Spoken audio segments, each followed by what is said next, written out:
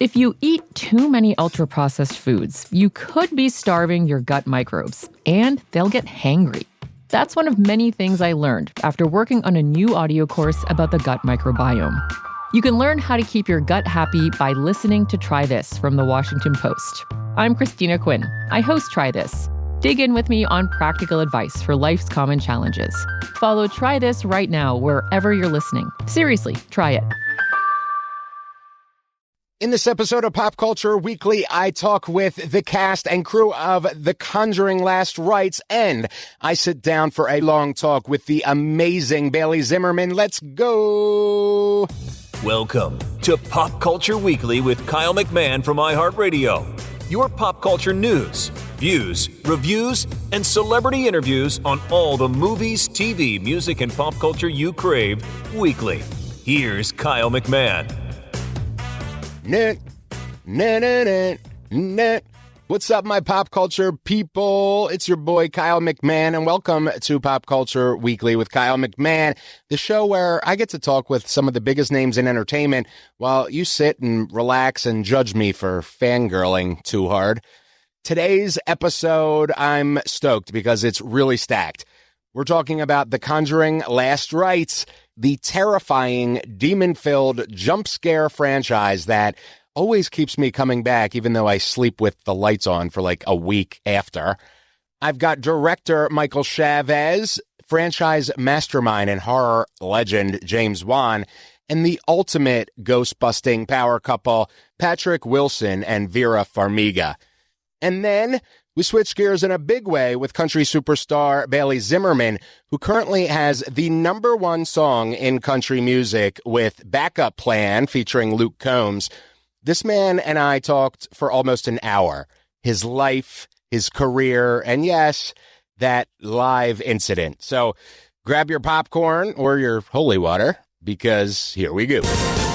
First up, the man in the director's chair for The Conjuring Last Rites, Michael Chavez. He is the brave soul responsible for actually wrangling demons and ghosts and actors who have to scream on cue. Honestly, directing a Conjuring movie sounds like my personal nightmare, but also kind of awesome. Anyway, Michael is no stranger to the Conjuring franchise.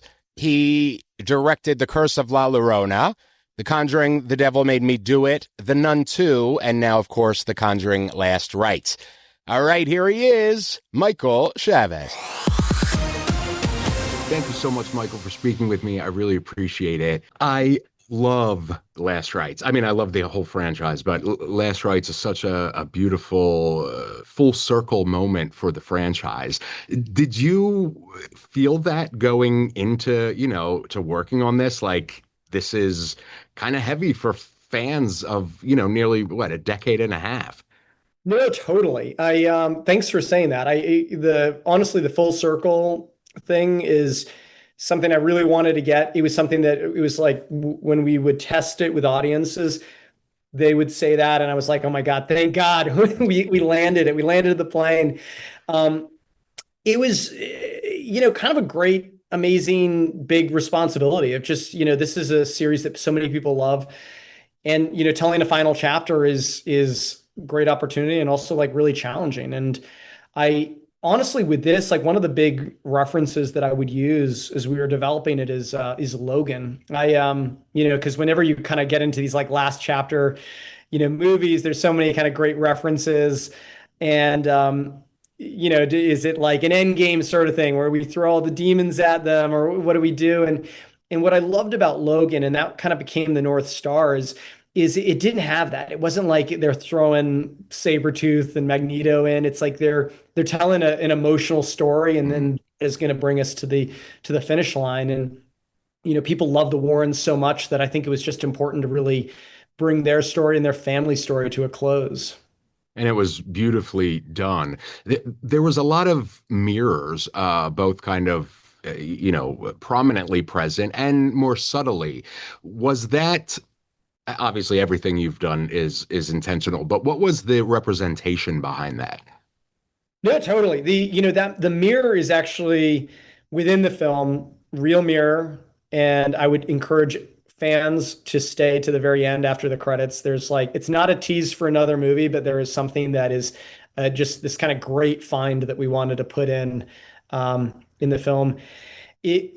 Obviously there's a lot of, mirroring within the story. It's like, mirroring the past and the present, and Lorraine is a young woman to Lorraine as she is now in the present, or the present of the story. And then also between just mother and daughter, and just how our children are reflections of ourselves. And I think that was the Richard and Ian are writers. They did a pass right after David Leslie Johnson. They're the ones who actually introduced the idea of the mirror, and I just thought it was such a smart addition, and it just, I think, complemented the whole mother-daughter story so beautifully. I've got to ask you, you did The Curse of La Llorona. Is that it? Can we get definitively, is that in the Conjuring universe or not? No one knows. No one knows. That's what's so funny. That is such like, the real, technically, it is kind of become adopted. It's the adopted child of the Conjuring universe. It's technically not, because Peter Safran isn't the producer on it, and Peter, this is Peter's baby as much as it is James's. And but it was, when we made it, it was Walt Amata, who was an executive at New Line, was like, basically asked a favor to include like a little glimpse of Annabelle, which kind of like introduced it almost as if it was part of the universe. And so then there's kind of been a little bit of debate about that. And, if in respect to Peter, I have to officially say it's not. But if you ask me, yes, it definitely is. Thank you. I can't wait for everybody to see The Conjuring Last Rites. It is so awesome. And I hope that I get to talk to you again for more Conjuring somehow, some way in the future. Thank you, Michael. Thanks so much. I appreciate the time. Thank you, Michael Chavez. All right, now, if horror had a Mount Rushmore, James Wan's face would definitely be up there, right next to Freddy, Jason, and probably Annabelle just glaring at us. He co-created the Conjuring universe, and somehow he keeps finding new ways to make us jump out of our seats. And his resume is basically a greatest hits list of, like, modern horror. He co-created Saw, yes, that Saw, which redefined the kind of, gore porn genre in the early 2000s and has kept it going. Then he gave us Insidious, of course, The Conjuring, and he turned a creepy porcelain doll into a household name with Annabelle.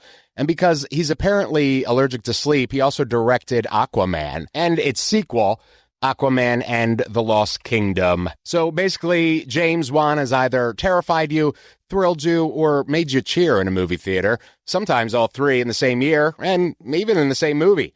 Here he is, James Wan. Thank you so much, James, for joining me. I really appreciate it. Thanks, Carl. Great to be speaking with you. So, first of all, I'm a huge fan of your work. Malignant, The Conjuring universe, Insidious, Saw. I mean, just love your work. Thank you. Of course, and the Conjuring franchise is one of my favorites of all time. Why was this chapter important for you to tell here?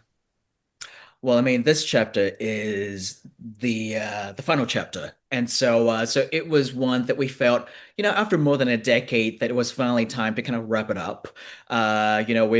We've been through this, on many movies, like within the Conjuring universe. We've had we've been very fortunate to have a lot of successful movies within this universe, and so we felt like we want to go out on a high. We feel like now is the time. We don't want to be going out as the movie is degrading, right? And so we felt like this was a good time.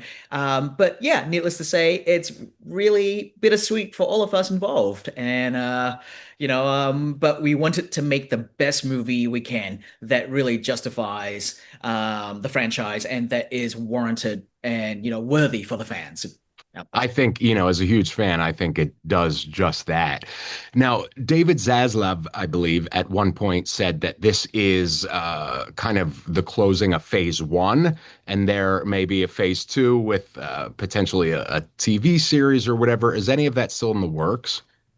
I mean, I guess, from the studio side of things, everything is a possibility, I guess, yeah, it's interesting that we're pulling a page from the Marvel playbook here. Right. I guess phase one is a way to look at it. And so there's possibilities of phase two, just purely from a creative standpoint.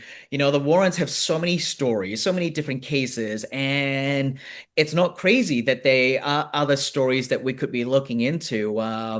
But I do think it's a bit early to be talking about any other phases. For me, I just want to focus on this one and getting this one right and getting this one out there to the audiences. Absolutely. And, what for me, I think has been so important to why these films have been so good is the relationship between the Warrens, Vera and Right. Patrick, and how well they do that. How key was that for you after doing the first film? Now that you're doing potentially the last film, did you watch that develop? Did you change anything based on their chemistry and, that sort of thing? Yeah, I think if anything, we lean into their chemistry more than anything, right? That's pretty much what I discovered in the first film. We all knew collectively going into the first Conjuring because it's based on real characters, real events. We wanted to ground the movie as much as we can, right? And what I learned from Insidious when I made the first Insidious film was that people really loved the more realistic aspect of it. And so what I learned from Insidious, I parlayed that into The Conjuring. And I knew that if I can create real people with real emotions and real issues and real traumas, right, that they're dealing with, then the scares would actually play better. They'll be a lot scary, right? And so then I'm very lucky that I was able to get Patrick Wilson and Vera Farmiga to come play with me on the first movie, and then seeing how great they were together, just their chemistry, just the way they riff off each other, and just watching that really did push me as I was shooting it because filmmaking is a very organic process, and so I just started just like shifting and pushing things and navigating things towards more about their relationship, the family dynamic, and we knew that we want this last movie to finish leaning into the whole family aspect of everything. We knew that the family aspect really lends itself to the emotion of this world, and it was the right thing to do. To bring in the daughter Judy and to bring in the Tony Spera character into this as well, and just really, really play into all of that. I think you've done it masterfully. I love the film. I can't wait till it comes out so I can talk to people about it. But thank you so much, James. I really appreciate it. Awesome, Carl. Thank you, sir. Have a good day. Thank you.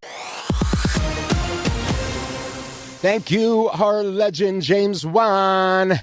And now the first couple of ghost hunting. Patrick Wilson and Vera Farmiga. These two, as Ed and Lorraine Warren, have really been the heart of the Conjuring movies since the very beginning. They are amazingly charming, they've got a spooky side, and they somehow make fighting demons look like couples therapy. Let's get into it. Patrick Wilson and Vera Farmiga. Wow.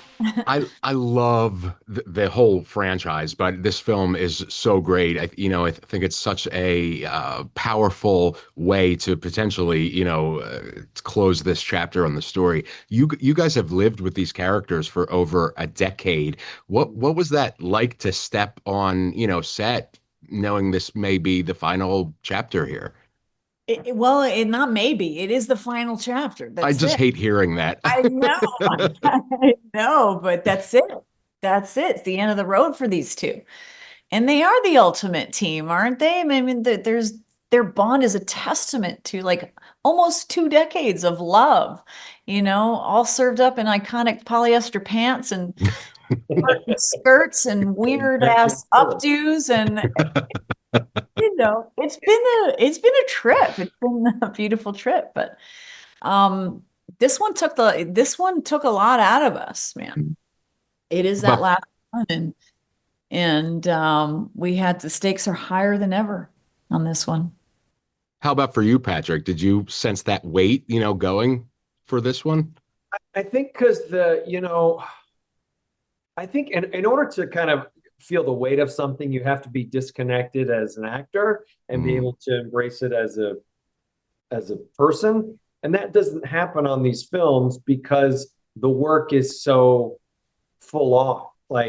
So by the time we ended the film, and you wish you could have that great goodbye and just an easy day of work and get to hug everybody and you have a cake or whatever and go, oh my God, it's over, and you cry and you say thank you.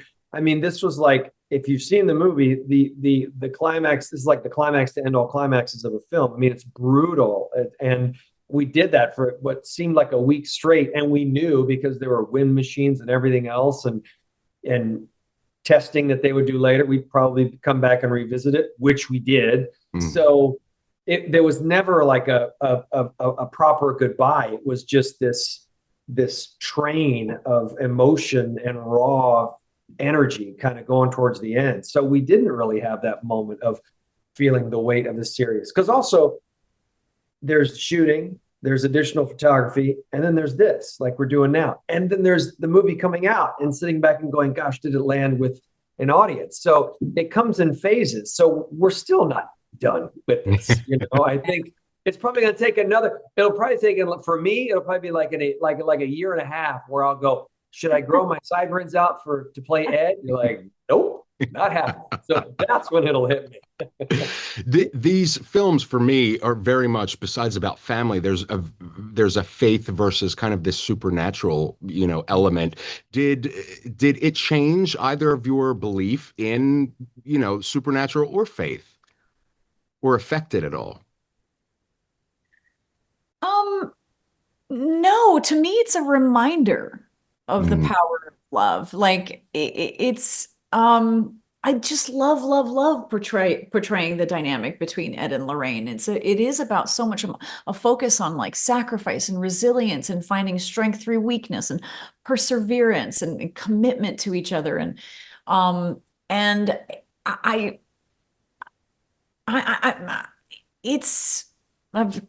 now I've forgotten the question. What was the question? Faith versus. Yeah, faith. Yeah. Yeah.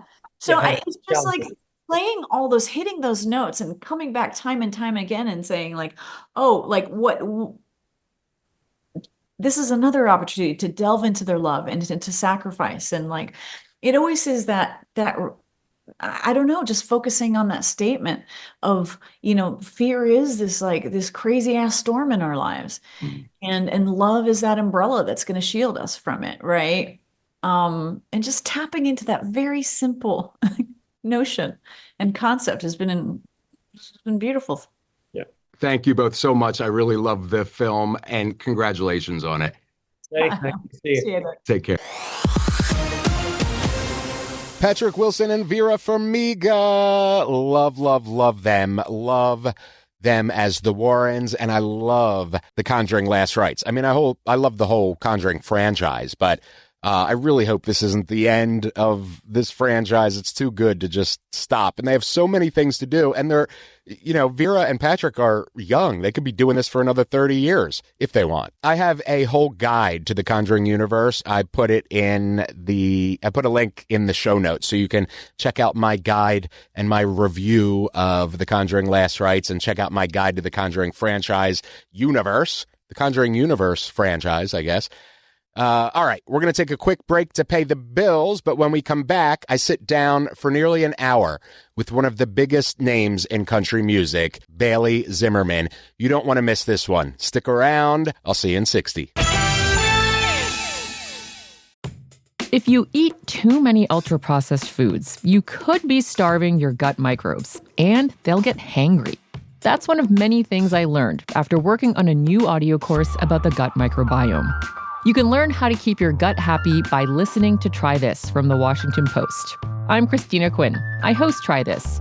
Dig in with me on practical advice for life's common challenges. Follow Try This right now wherever you're listening. Seriously, try it. All right, we are back, and this is one I've been so excited about. Bailey Zimmerman currently has the #1 country song in America with Luke Combs' Backup Plan.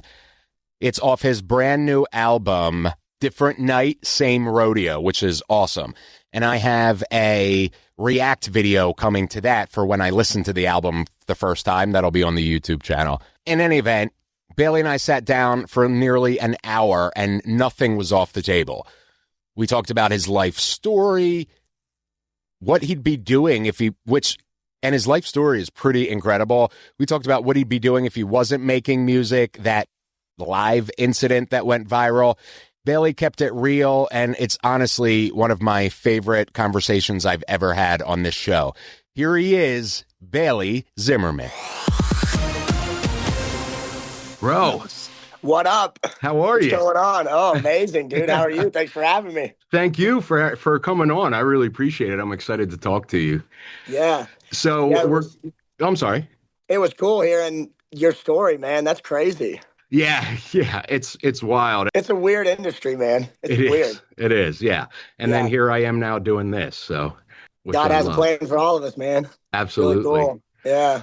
So, well, first of all, bro, welcome, Bailey Zimmerman. I really appreciate you speaking with me, brother. Oh, yeah, dude. Thanks for having me on. This is sick. Of course. And we're going to talk about your new album, Different Night, Same Rodeo. But I want to go back for a moment, if you would. Cool. You were working on, construction, pipeline, things like that. And then you started uploading to TikTok. Was being an artist back then ever like in your kind of life plan? No, man, I had never even thought about doing music at all. I'd always kind of dreamed of being famous and stuff. I think every kid does, I guess, watching Justin Bieber do it and then watching just all these people I've watched, Kane Brown on Facebook type thing. Yeah. So it was man, how cool would that be if that was my life? But it's not, so I'm going to go to work today, right? So, no, man, it was never in the cards. I never, I didn't come from a musical family. I didn't sing in church. I never sang in my life before TikTok. Yeah. That's incredible. And what was the moment that you were like, okay, this isn't just a hobby anymore. This is becoming something. This is something now. Dude, it was such a weird thing for me because... So I started on TikTok doing lifted trucks. I grew up loving lifted trucks and fast cars, and I'd always wanted lifted trucks. So when I turned 18, when I went to go pipeline, I was making enough money to build a truck. So I built a truck with my family. My Uncle Brent helped me. My brother John helped me build a truck, and I started posting that on TikTok. And that's what kind of got me a bunch of followers at first was my truck went kind of viral in the truck talk space, I guess, on TikTok. And so I started actually going around to all of these truck shows all around the US. And I would travel in my truck and go and meet up with these buddies that I would get to know on TikTok first, and then I would meet them in real life. And so I was just kind of growing a following, meeting new friends in the truck scene. And then one night we were drinking beer around a campfire, and I started singing, just, buzzed up, having a great time with your buddies. A good song comes on, and I started singing, and they were like, man, you got a voice, dude. And I'm like, nah, I just, what are you talking about? And you're like, no, your voice was really cool. And that kind of inspired me, I guess, just a little bit. I was like, oh, that's cool. I've never had anybody tell me I've got a cool voice, And so that's when I started just singing a little more at the campfires. And I had a couple more people tell me man, your voice was really cool. And that kind of got my brain what does that mean? I don't know. So I just thought it was cool that people thought my voice was cool. So I kind of in secrecy started singing a little bit more on my own. And from the time somebody told me, hey, your voice is cool, to the time I released my first song was probably 2 months.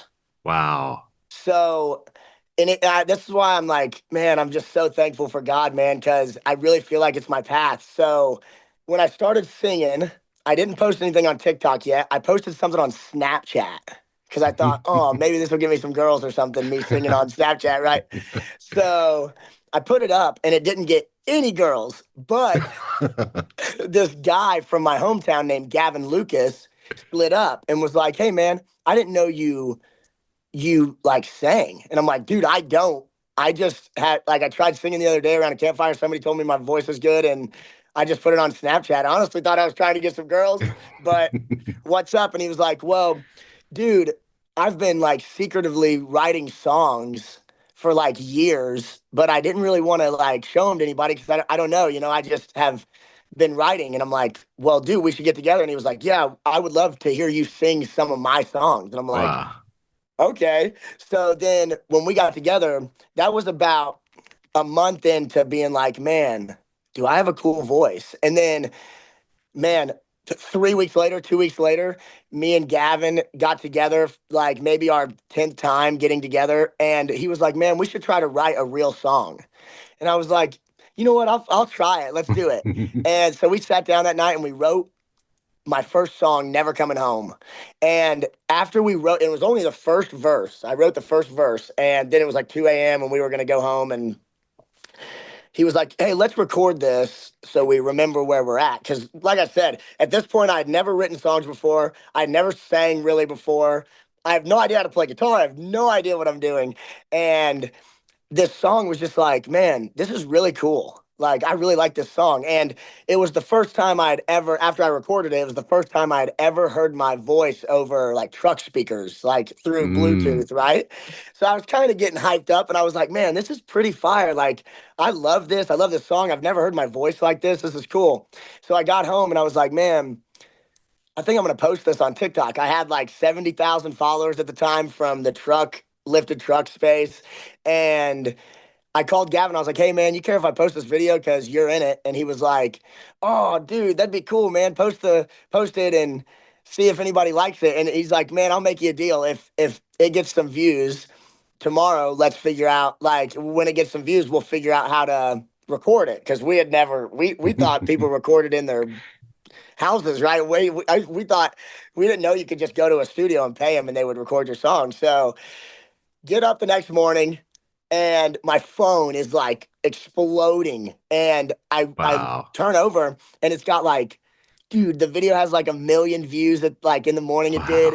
And there was like so many comments. And it was cool because people were like, yo, we didn't know you sang, man. We thought you did trucks. And I was like, I don't. I'm just here, man. But like, I will if you guys want me to. I'm trying to, like, I literally remember, like, I'm trying to figure this out. I have no idea what's going on. Like, I don't know. And from that point forward, that morning is when I was like, I'm going to figure this out. Like, I had been praying a lot about what my purpose was and praying for God to give me something to chase. And I really thought that was the truck stuff because it was going really well and there was brands reaching out and it was making me a little bit of money. And it was just kind of like, maybe I do this. And then all of a sudden, like, what I was praying for just like kind of came to life. And he gave me this massive opportunity of like, yo, here's some views, go chase this. And since then, I've not let up.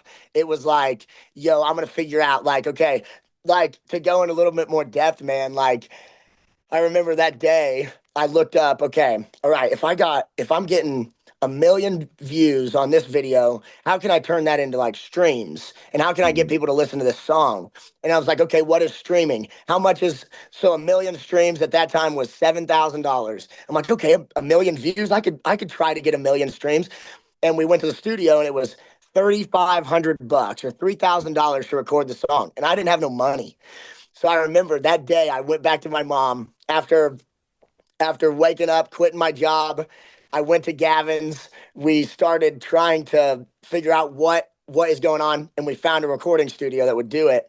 And I went to my mom, and I was like, okay, this is going to be a shock, but I quit my job, and I'm going to do music. And she was like, music? What are you talking about? And I'm like, look at this video. And I showed her the video, and it was like, this is a song I wrote. Like, I wrote this with Gavin. Like, we wrote this last night, and it got, like, almost 2 million views already. And she was like, okay. And I was like, and I need $1,500 to record this song. And at the time we didn't have any money. Like, we grew up, just like everybody else in the world. Yeah. And, so we didn't have any money, but she scraped together $1,500. And I was like, Mom, if you can give me $1,500 to go record this song and I get 1 million streams, that's 7,000. I can pay you back double if you just help me do this because I really want to chase this. And, it's crazy to look back now on all that because it's like, dang, all this stuff happened and my mom investing 1,500 into me and like just that part of life was so much fun because it was like that moment where I was like, I'm going to chase this and there's nobody going to change my mind. I'm not doing anything else. I'm going to do this. Yeah. That's So beautiful. it was a little different, man. It was like wake up one day, oh my gosh, everybody loves my song. I'm going to try to record it. And now, dude, here we are. We got a freaking another #1. It's like, Yeah.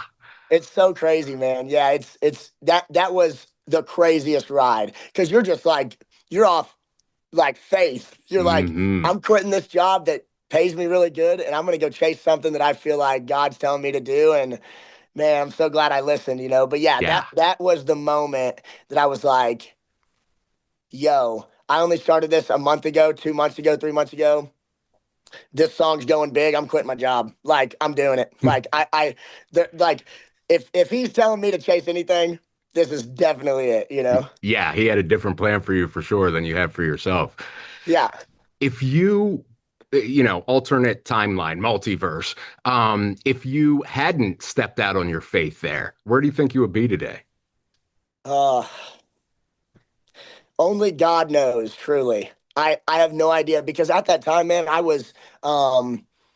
didn't like my job that I had because it was so scattered. It was like, Mm. oh, you would have work like these months and then you wouldn't have work these months. But then sometimes you would have work like it was just too not like it just like wasn't enough, I guess. And I Mm. didn't really like the job anyways. And I, so like at the time before I started music, I was like behind on my truck payment. Um, I had no money. My job wasn't really existing anymore at the time. So I was kind of like, God, I don't know what to do. I thought I was chasing the right thing and I thought this is what I was going to do, but I don't know what to do. And I'm giving it to you. Like, Mm. give me something to chase, give me something to anything. So I was really in a bad spot before music. So like, yeah, God knows where I'd be, man. Yeah. Now, a lot of people, you have had such a meteoric rise in a relatively short amount of time. Do you ever feel that people may underestimate that there still was a struggle and all that? There still was a hustle and, hard times that you had to go through. Do you ever feel that people underestimate that aspect of it? Hmm. You know, it's as much hard work as this is and has been, and um like you said, there is a grind to it. I have had to grind every single day for the last 5 years. Since I had that opportunity, I have not slept. I'm constantly working.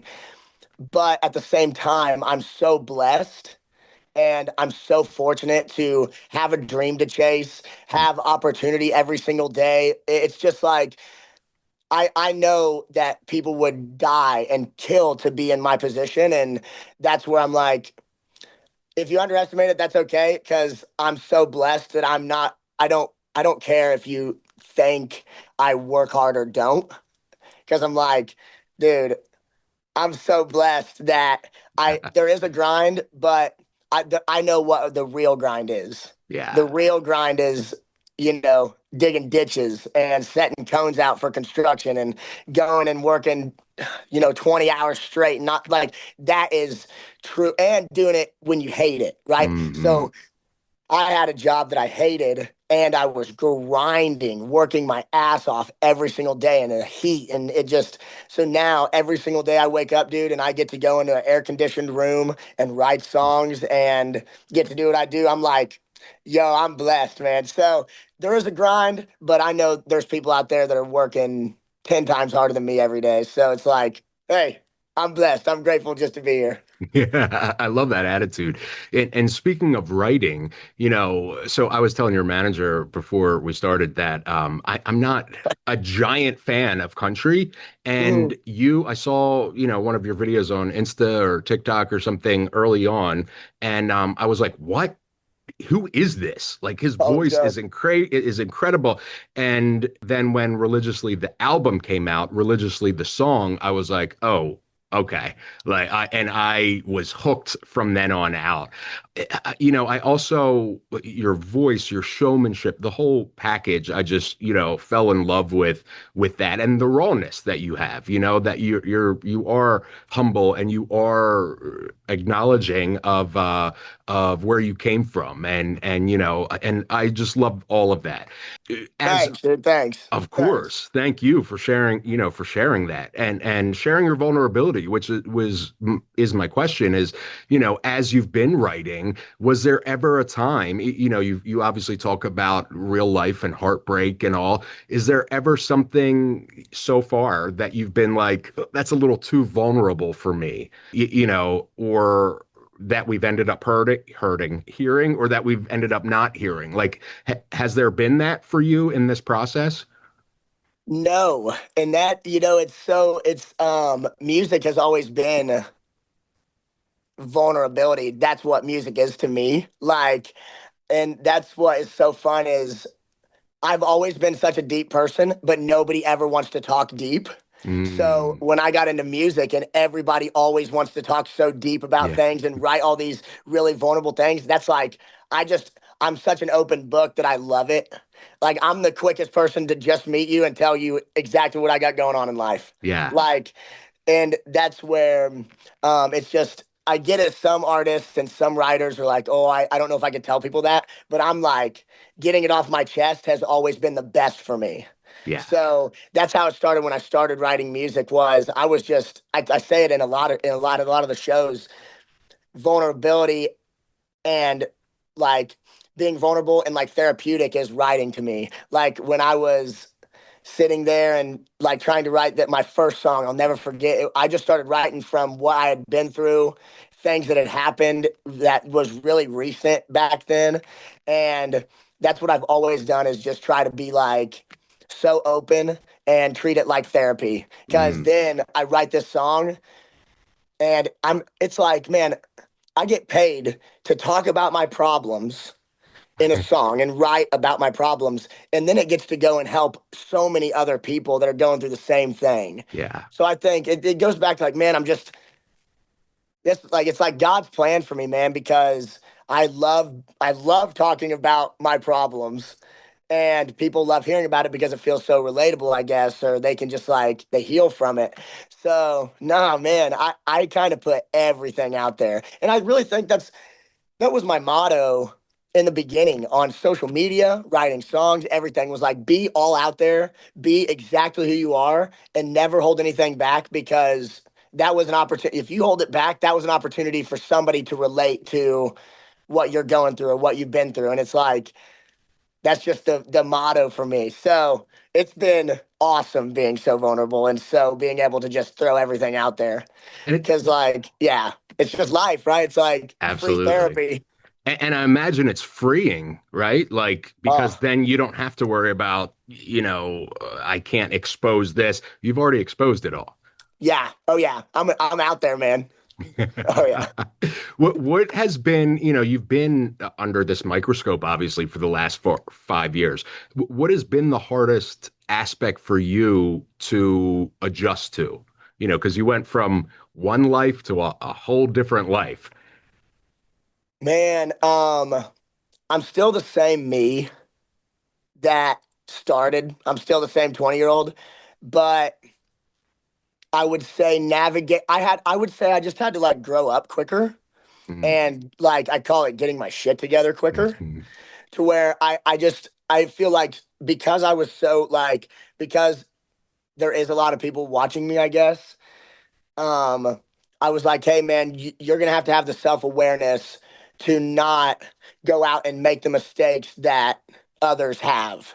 You're gonna have to really learn from that before you do them. And I've made my fair share of mistakes, but as far as like touring and girls do not mix. I mm. can't, that just gets you in trouble. I had to like really learn that. And, any other, I feel like any other, man, 20-year-old that you put on a tour with Morgan Wallen, it was crazy out there, and Yeah. like, so I would say like that aspect of it, learning like, hey man, you can't like the temptation was crazy.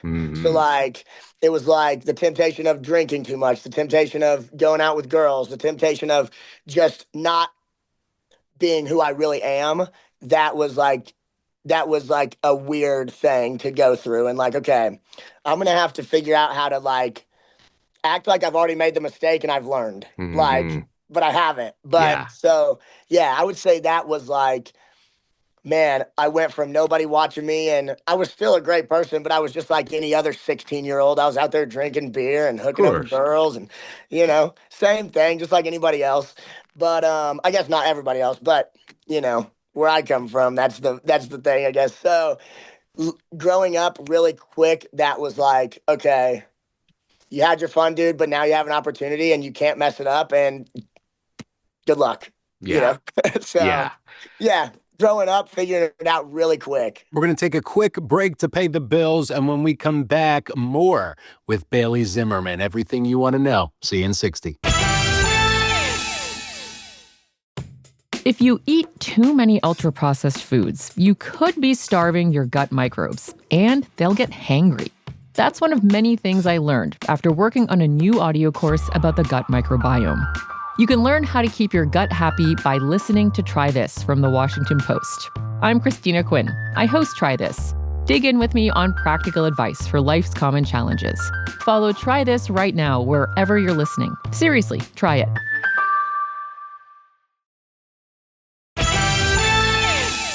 All right. Thanks for supporting our sponsors and the show. Let's go. Well, and one thing that I've learned from talking to so many people like yourself at a high level is you really have to know who you are, because the temptation is so strong in so many different directions, and you have access to pretty much anything you want at any time, that if you're not truly in tune with who you are, you can get lost really quick, Oh yeah. Yeah, dude, and I would even say I'm definitely not perfect. I got lost along the way. The last couple years, I've definitely had some like ups and downs and stuff. That's life. You're gonna have that. You're gonna learn, gonna grow. But exactly what you just said is like, man, being able to drink so much and have so much fun, and nobody really cares, and it's kind of part of the job. Everybody's just like having so much fun, and that can get carried away really quick. And I had to learn that, like, hey, whoa, you got to chill out, man. You can't be doing this or that. So, I mean, definitely, you got to know who you are for sure. And that's where I think I'm at now. Yeah. Is like, I'm totally grounded again. And I'm like, okay, I'm ready. I'm ready to write more songs. I'm ready. I've actually experienced so much the last 2 or 3 years. I just put out this album, but I'm ready to write songs again. I'm like, I'm back to who I truly, truly am. I don't drink that much anymore. I have really got off just like partying in general. I'm super focused on like family and making sure that my people are taken care of. Just kind of like the things you should be focused on. I feel like I'm back there, and but there for, it got a little wonky for a little while. It got a little roller coaster, but we made it. But yeah, it's crazy. And you were, if you're talking about an incident that I think you're talking about, you were very open about that as well. If you're talking about, the incident with Cancun. Exactly. You came out and did a video and was like, hey, messed up. Sorry about that. I'm going to do better next time. A lot of people would be terrified to do that, Yeah, and I think that goes back to what we were talking about earlier, is just like the vulnerability of like, I am totally okay with everybody watching me all the time. Rock, I love it, but also understand I'm still a human. Yeah. And I'm definitely gonna mess up from time to time on certain things. I'm 25. Right. So I'm like, yeah, and that's where, dude, it was bad. It was so bad. And now I can laugh about it because it's been long enough. But man, the reason I made the video too in the first place was I really just felt bad for the fans that support me, and for the people that know that's like not who I am. Right. I just felt so bad. I was like, honestly, I'm not apologizing to anybody that's hating on it. I'm kind of just apologizing to like all these people that have supported me and I let down. Because that's over the last 5 years, I feel like I've built a family across the world, man, just everywhere. I know all these people and they've just supported me. And when you make a mistake like that goes viral like that, you just like, yep, I got to man up. I got to take accountability for my actions. And nobody can be mad at the guy that's like, yeah, I messed up. Like, Yeah. I messed up and I'm gonna do better next time for sure. And that's also a thing too, is like my dad always told me, like, hey, you can apologize, but if you do it again, that apology doesn't matter at all because you didn't learn anything. Wow. So that's where I'm at now, is like since then, man, I've really been just like grinding, like, okay, like I said, I'm not drinking barely any that much anymore. Especially not on like show days or whatever we've got going. But yeah, just like taking accountability and being like, I will be better next time because there's not going to be this next time. Like, I'm not going to ever let this happen again because I value my career too much and I value the love of everybody's that's helped me build this career too much to where it's like, okay, yep, you got to get your shit together, dude. And like you said, we all make mistakes. It's all about accountability, and you did that, and I think fans respected and appreciated that. So, Yeah, hopefully, right? I was like, hey, that's all I got. absolutely. And that's all you can do. So, one of the things that I love about you is that you have done all these different collabs, one of Yeah. which, just hit number 4 on the Billboard Hot 100. You've done stuff with Diplo, who I love, Jonas Brothers. Like, why has that been important to you? Oh man. I would say that it's not like always been like important, I guess, to me, but at first I didn't do any collabs at all. And there was one I did that I didn't really know the people at all I did it with. And it kind of like was just a weird thing. And it was really cool. And it was like, yeah, this is awesome. But I kind of realized I want to know who I'm collabing with. And like, I want to know. And that's what kind of sent me on like collabs. I was like, man, who could I reach out to that's just like crazy? Like, who could I reach out to and like see if and I think they just kind of randomly became a part of my music. Like I would say I wasn't like, I want a lot of collabs on this record. Yeah. I want to do all this stuff. It was kind of like the Big X collab.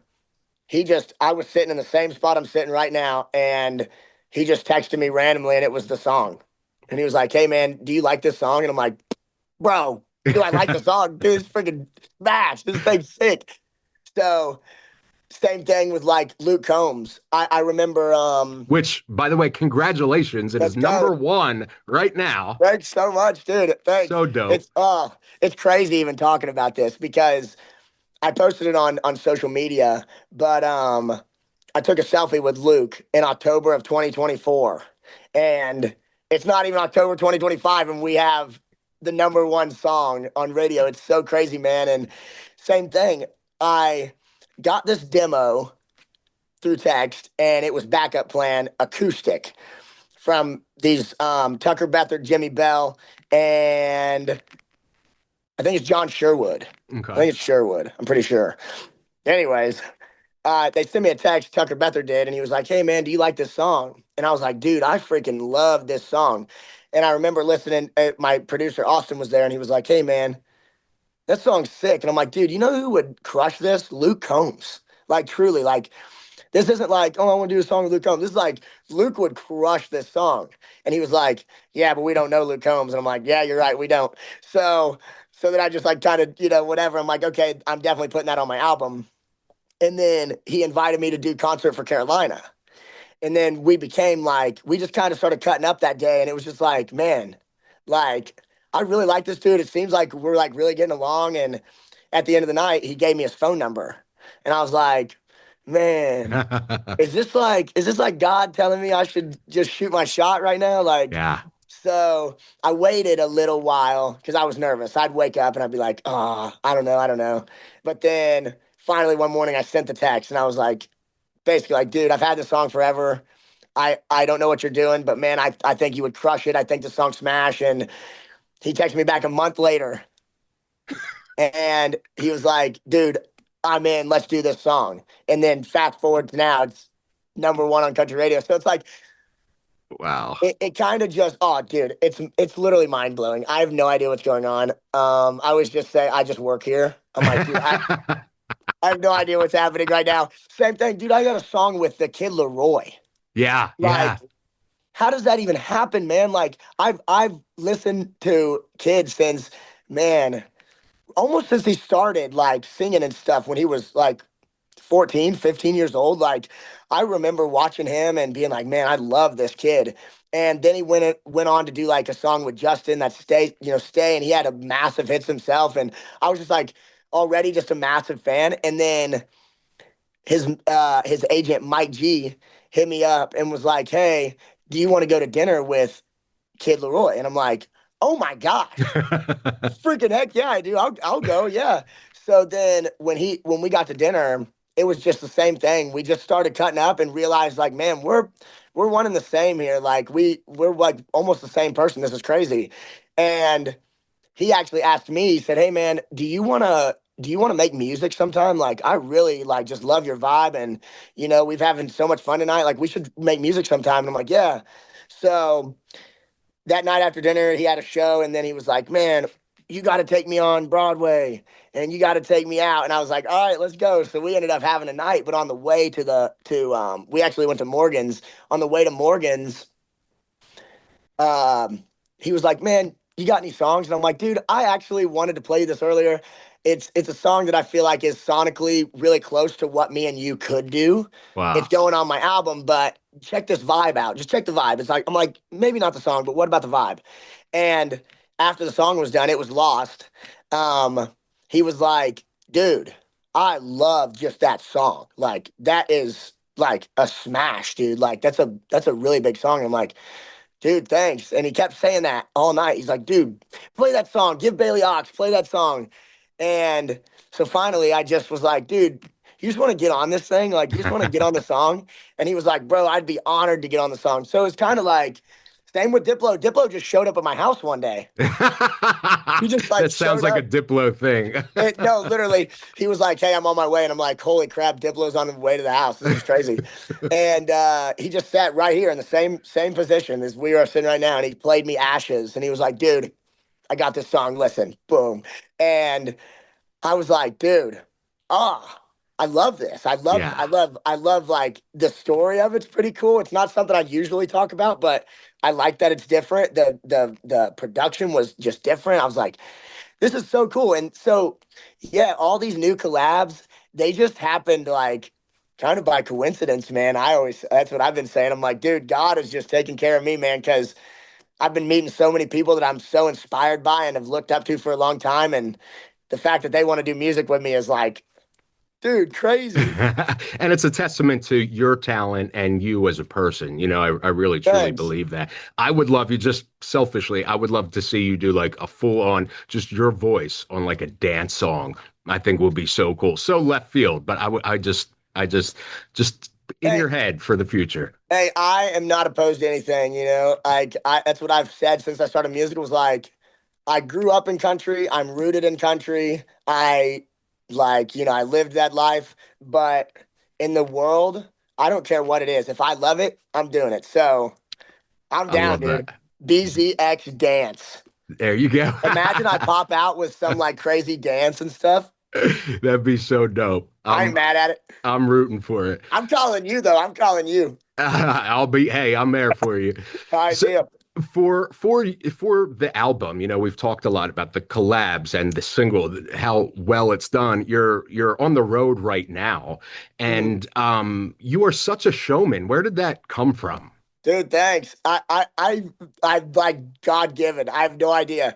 I there's all these little things that people have said. They're like, you run around so much, like you don't get nervous. And I'm like, no, I get nervous standing. So if I'm standing at a mic, I'm nervous. But if I'm running around, I can't be that nervous because my energy can't keep up, I guess, or the nervousness can't keep up with like the energy. I don't know. But I would say like ADHD helps me a bunch. So, dude, I would say ADHD and then also Morgan Wallen, because getting to be on tour with Morgan. So at first, when I started playing, it was like I had watched YouTube videos of like my favorite band Tesla and Nickelback and all these just big artists, watching what they do and how they do it. And I was like, okay, this is live music. Okay, gotta like, this is what I do. And then I would say I kind of found my groove, you know, in the 2 o'clock spot on a festival, right? Like, started finding my groove and finding what I wanted to do. And then being on tour with Morgan really opened my eyes to like, I want to do that and I want to do that. Like, that's sick. And that blow up thing is sick. Like, so I just learned a lot. Being on tour with him for 2 years was just like, whoa, I learned a lot. So then when I went to go do my tour, it was kind of like, okay, I want to do that, but I want to do it my way. And I want to do this, but I want to do it like this instead of that. And like, but I love, dude, creating my live show, finding moments to make it more awesome and impactful. And just that is so fun to me. I have a blast creating that. So I would say I'm like not to where I want to be, but like it's been so much fun learning, like trying new dance moves and trying what works and what doesn't. And yeah, so it's been fun, but God given, dude. I have no idea. I don't know how I'm here. Literally. I am bummed because I broke my kneecap in February, and I couldn't even drive. Gosh. Yeah, I'm 5'7", and I was wearing Crocs, and my best friend who's 6'4", has been a basketball player all of his life. I was like, "You think I could dunk?" And he was like, "No, absolutely not." And then we had his son's 5th birthday party at a sports complex, and there was an indoor court. And I was like, "Remember you said I can't dunk?" He was like, "Yeah." And I'm like, "Watch this." And then I was like feet away from the hoop, 10-foot hoop, went right down on my kneecap on the hardwood. Couldn't drive for 3 months. It's been a mess, but. Dude, I missed crazy. Isn't that wild? I should say like I was like saving nuns from a tiger attack or something, but Yeah. but I missed your show. Because I couldn't go to any shows. So I need to know, as this kind of hopefully leg 1 is kind of winding down. Is there going to be a leg 2 to support the album? I think we're gonna have, hopefully, we're working on it right now, but I'm hoping to have another tour. So Awesome. Honestly, bro, I'm never quitting touring. Yeah. I'm never quitting. This is like all I want to do. I just love touring so much. So of course there's gonna be another tour next year. And probably the year after that and the year after that. God willing, of course. But yeah. Oh yeah. Awesome. I can't wait to come see you for my first Bailey show. I will be there. I can't wait. Let's go. Bro. Yes, Dude, sir. I can't wait. Hopefully, honestly, you know what? I would say that your injury has probably saved me all tour, because I swing in on a rope swing. So I bet he was like, okay, I'm going to have him break his knees so he'll be good. So, Hey, I'll take it for you, man. I'll take it. So basically what I'm saying is thank you. I got you. I got you. How's the knee now? I was on crutches for like 5 months and a full brace from like my hip to my ankle. Now I'm on I'm supposed to be using a cane, but I'm kind of hard-headed. So now I have like a small okay. Sleeve or whatever. But I'm an active person. I normally am traveling a lot for my show and all, and that all just stopped, which sucked. So I ended up, I'm a huge horror movie fan. And I ended up writing this book because I had 3 months I couldn't drive. I was relying on other people. So I wrote this book called 31 Days of Horror, which is it's like a challenge for my listeners and viewers. Each day in October, I've chosen a different horror movie, and there's like interactive elements and like behind the scenes stuff and all. So I tried to do something productive because I feel like you and I are similar in that way, that like I can't be still. And so, I'm kind of forced to be stuck in my house, and I'm like, okay, what can I do? What can I do that's creative? All right, I'm going to write a book. I'm going to do this. I'm going to do that. I'm going to, That's pretty crazy though, to be like, dude, I broke my knee. I think I'm going to write a book. Yeah. I was like, my house is the cleanest it's ever been in my life because, I was like using my crutches and I would sit down on the floor and then just like hand do it. I'm like, after like the third or fourth day, I had run out of things to do, and I'm like, what am I going to do now? So then I just started getting creative, finding that outlet. So write a book. Yes, sir. That's yes, fire. sir. That's so cool. Well, dude, seems like you're on the home stretch then. Cool. Yeah. Let's go. Yeah, I'm getting there. I'm absolutely getting there. Bailey, the album is incredible. The song again, number one, another number one as we speak. And you got what, a couple of shows left, right? On this tour? I think we have one show left. One show. Okay. So, and they'll be able to follow you for tour dates for next year, and I will be there myself, bro. I can't wait. Let's go. I can't wait, bro. Please come on. Come on whenever you want, but your next album, your next project, let's do it up. Yeah, dude, we've got a lot more to talk about. I can feel it. I'm like, I want to talk more. So absolutely, we'll be back. Absolutely. Thanks for having me on this one, dude. This is so cool. I once again never thought I'd ever be where I'm at. So this is really cool getting to talk to you and talk about that. Thanks. Oh, thank you, man. Thank you for being such a great artist. Thank you for being such a great guy, being open and vulnerable. I appreciate it, bro. Oh, yeah. Much love always, bro. And much love, man. Later. That's my boy, Bailey Zimmerman. I love that dude so much. He's just like a genuinely amazing soul. And such a talented guy, and I just love him. I can't say enough good stuff about him. All right. That's another episode of Pop Culture Weekly. Huge thanks to Michael Chavez, James Wan, Patrick Wilson, Vera Farmiga, and the homie Bailey Zimmerman for joining me. If you liked today's episode, please hit that follow, subscribe button so you never miss when I embarrass myself in front of celebrities. And hey, leave a review, unless it's bad, in which case just write it down in your diary. I'm Kyle McMahon, and just like The Conjuring, I'll probably haunt your speakers again. All right, I'll see you next week. I love you. We out. Thank you for listening to Pop Culture Weekly. Hear all the latest at popcultureweekly.com.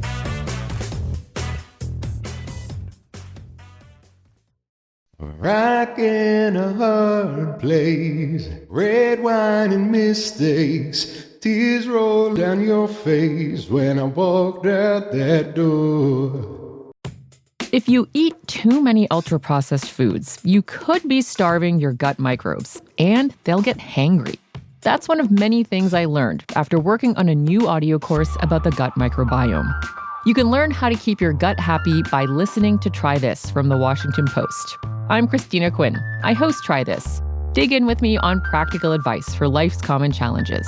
Follow Try This right now wherever you're listening. Seriously, try it.